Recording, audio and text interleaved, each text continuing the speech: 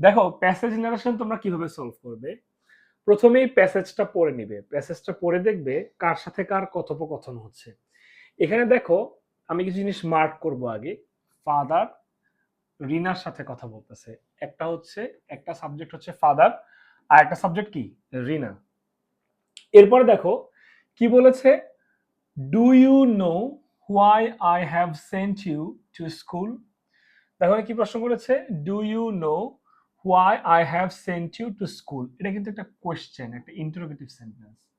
এখন এই ইন্টারোগেটিভ সেন্টেন্সটা যখন তোমরা ন্যারেশন করবে, ন্যারেশন করার সময় সিস্টেম কি, দেখো ফাদার সেড টু, যেহেতু এটা একটা কোয়েশ্চেন, দেখো আমরা এখানে এই সেড টুর পরিবর্তে আস্কড লিখেছি। সেড টুর পরিবর্তে কি লিখেছি, আস্কড। খেয়াল রাখবে। এখন দেখো ইন্টারোগেটিভ সেন্টেন্স আমরা জানি দুই রকম ভাবে শুরু হয়, একটা ডাব্লিউএইচ ওয়ার্ড দিয়ে শুরু হয়, আরেকটা অক্সিলারি ভার্ব দিয়ে শুরু হয়। এখন এই যে ইন্টারোগেটিভ সেন্টেন্স, এটা কি দিয়ে শুরু হয়েছে, অক্সিলারি ভার্ব দিয়ে শুরু হয়েছে। অক্সিলারি ভার্ব দিয়ে যখন ইন্টারোগেটিভ সেন্টেন্স শুরু হবে, দেখো কি করব, ইফ দিয়ে আমাদের ন্যারেশনটা শুরু করব। এখানে অক্সিলারি ভার্ব দিয়ে শুরু হওয়ার কারণে আমরা কি দিয়ে শুরু করেছি, ইফ। নিয়মটা কি ছিল, ইফ এর পরে সাবজেক্ট হবে, তারপরে ভার্ব হবে। দেখো ঠিক একই নিয়ম, ইফ এর পরে সাবজেক্ট হবে, সাবজেক্টের পরে ভার্ব হবে। এখন ইফ লিখেছি, ইফ এর পরে দেখো এখানে ইউ।